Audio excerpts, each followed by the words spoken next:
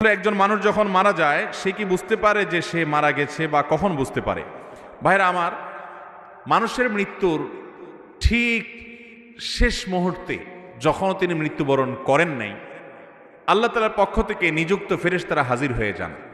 নবী আলাইহিস সালামের দীর্ঘ একটা হাদিসে তিনি এর বিবরণ দিয়েছেন। এটা অদৃশ্যের জগতের বিষয়, যেটা আমরা দেখতে পাই না। এটা জানার একমাত্র উপায় হলো ওহী। আল্লাহ তাআলা স্বয়ং ওহীর মাধ্যমে নবীজি সাল্লাল্লাহু আলাইহি সাল্লামকে জানিয়েছেন, তার মাধ্যমে আমরা জেনেছি। এটি আমাদের জানার সূত্র, কারণ এটা দেখার জিনিস না, আলমুল গায়েব বা অদৃশ্যের জগতের বিষয়। ওহী নির্ভর জ্ঞান ছাড়া এ বিষয়ে জানার কোনো উপায় নেই। তো নবী আলাইহিস সালামের দীর্ঘ হাদিস থেকে আমরা জানতে পারি, কোনো মানুষ যদি জান্নাতি হন, তার রূহ কবজ করার জন্য ফেরেশতাদের একটা বিশাল দল আসে।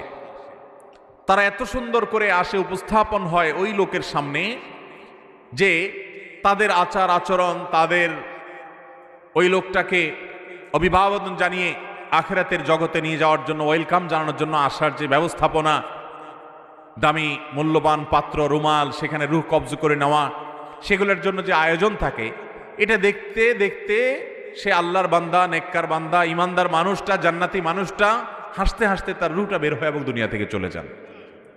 অর্থাৎ খুব আনন্দের সাথে তিনি চলে যান।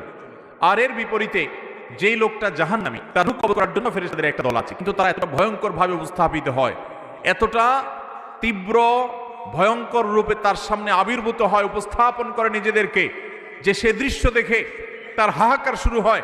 আশেপাশে মানুষগুলো টের পায় না, কিন্তু সে ঠিকই টের পায়। এই জন্য মানুষের মৃত্যুর আগ মুহূর্তে মানুষ টের পেয়ে যায়। এমনকি যারা ইমানের উপরে সারা জীবন অটল ছিল, অবিচল ছিল, তাকওয়ার উপরে অটল অবিচল ছিল, হারাম থেকে বাঁচার জন্য সংগ্রাম করেছে সারা জীবন, এই মানুষগুলোকে কোরআনে বর্ণিত আয়াতে বলছে যে তাদের জীবন সায়ান্নে, তাদের রূহ কবজ করার আগে আল্লাহর পক্ষ থেকে ফেরেশতারা তাদেরকে জানিয়ে দেন, তারা উপস্থিত হন, তাদেরকে সুসংবাদ দিতে থাকেন, আল্লাহ খাউফুন আলাইহিম ওয়ালা হুম ইয়াহজানুন, যে তাদের কোনো ভয় নাই, তাদের কোনো পেরেশানি হবে।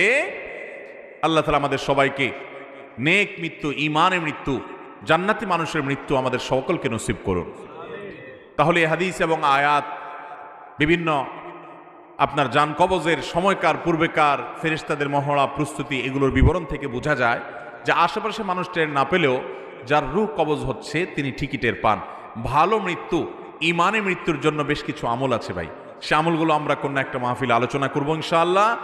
এই ইমানে মৃত্যুর জন্য একটা কমন আমল হলো যে আমরা সবসময় ইমান এবং নেক আমলের উপরে, ফরজ কাজ করার উপরে, এই যে ফজরের সময়, শীতের সময় ফজর নামাজ পড়া কষ্টকর, কিন্তু কষ্ট উপেক্ষা করে হলেও করবো। এইভাবে আপ্রাণ যদি চেষ্টা করে যান, নিজের সঙ্গে নিজে লড়াই করে যদি আল্লাহর ফরজ বিধান মানেন, হারাম থেকে বাঁচার চেষ্টা করেন, আপনার মৃত্যুর সময় ইমান সাথে নিয়ে আপনি যেতে পারবেন ইনশাআল্লাহ।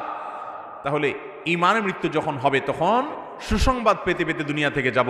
আল্লাহ না করুন যদি বেঈমানের মৃত্যু হয়, ফাসিকের মৃত্যু হয়, কাফেরের মৃত্যু হয়, তাহলে সেক্ষেত্রে দুনিয়া থেকে দুঃসংবাদ দেখতে দেখতে যাওয়া লাগবে। অতএব হাদিস আয়াত থেকে বোঝা যায় মৃত্যুর আগ মুহূর্তেই একজন মানুষ টের পেয়ে যায় যে তার গন্তব্য কোথায় হতে যাচ্ছে।